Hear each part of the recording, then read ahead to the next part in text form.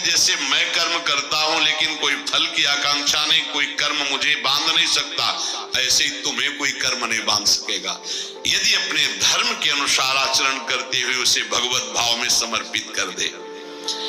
एवं ज्ञात्वा कृतम कर्म पूर्वैरपि मुमुक्षुभिः कुरु कर्मयो तस्मात् त्वं पूर्वैः पूर्वतरम कृतम। पूर्व काल में मुमुक्षुओं ने इसी प्रकार जानकर कर्म किए हैं, इसलिए अर्जुन तू भी पूर्वजों द्वारा सदा से किए जाने वाले कर्मों को ही उन्हीं की तरह कर। मुमुक्षु माने होता है मेरा कल्याण हो जाए, मैं मुक्त हो जाऊं। ये हजारों जन्मों की पवित्र साधना के बाद उत्पन्न होता है, इसीलिए यह किसी के हृदय में जल्दी नहीं उत्पन्न होता। भारी व्याकुलता कि मैं मुक्त हो जाऊं बहुत कठिन है।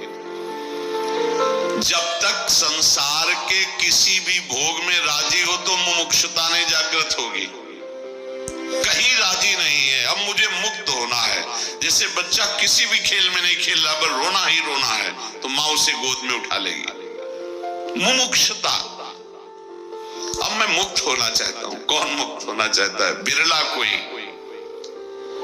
ये मुमुक्षुता ही बड़ी दुर्लभ है। मोक्ष और भगवत प्राप्ति, मुमुक्षुता है मैं भगवत प्राप्ति करना चाहता हूं, ऊब गया संसार से, नहीं उबा।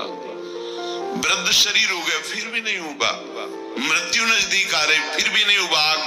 आखिरी श्वास तक उब जाता तो भगवान की प्राप्ति हो जाती। आखिरी श्वास में राधा बोल दे भगवत प्राप्ति हो जाएगी।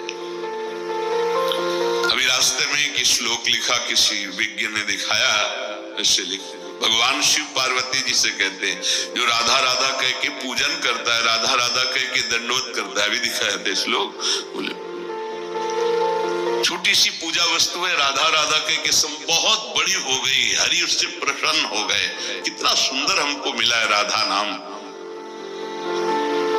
भगवान अर्जुन को कहते हैं कि मुमुक्षुता, मैं मुक्त होना चाहता हूं। तो कैसे मुक्त होगे? तो कहते जो तुम्हारे बड़े महापुरुष जिस मार्ग में गए उसी में चलना। पूर्वज माने बड़े महापुरुष जो गए हैं, महाजनों गतेन सपंथा, महापुरुष इसमें गए। आज सब अपने नए पंथ का निर्माण हो रहा है, पहले ऐसा नहीं होता था। जिस मार्ग में गुरुजन जा रहे हैं उन्हीं के पद चिन्हों पर चलना। मनमानी, आज मनमानी अधिक मात्रा में, कोई महापुरुष बिरला ही आचार्य परंपरा की महिमा को लेकर के चलते हैं, नहीं तो अपने मन के अनुसार कभी परमार्थ नहीं होता। परमार्थ के अनुसार मन बनाया जाता है। सिद्ध बनने के लिए सिद्धों के अनुसार चलना होता है, तब सिद्ध होता है।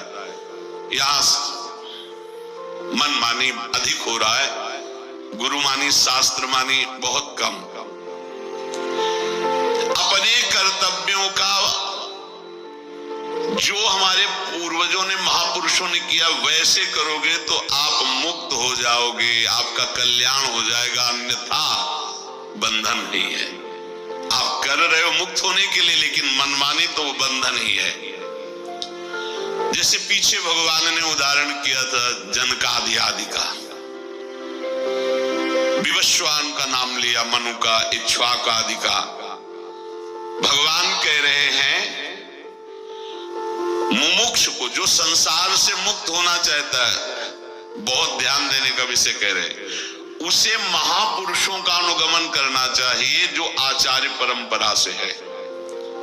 यह परंपरा इसीलिए बनी हुई है कि हमें कोई भूल चूक नहीं होगी। मनमानी से हम अपने मन को ना जोड़े, हम आचार्य परंपरा से जोड़े।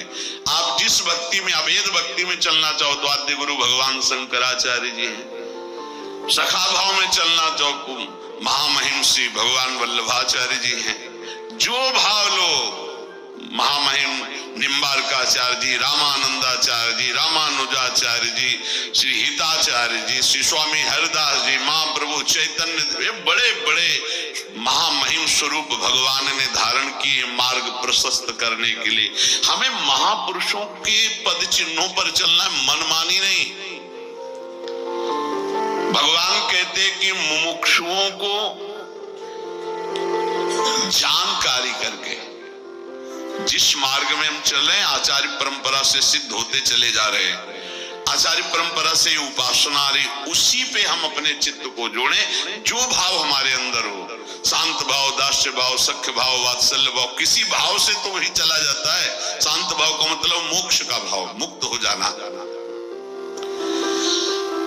जो अपने कर्तव्य कर्मों का पालन नहीं करता, महापुरुषों का अनुगमन नहीं करता, वो सिद्ध नहीं हो पाता, वो मुक्त नहीं हो पाता है। कर्म करता रहता है, पर जैसे बहुत दिनों से कोई व्रत रह रहा है और बहुत एक दोष बढ़ रहा है, मैं इतने दिनों से ऐसा, बड़ा सूक्ष्म विषय से संसारी नहीं जानेंगे, प्रभावित हो जाएंगे। इतने दिनों से केवल पानी, लेकिन जो दसवां शास्त्र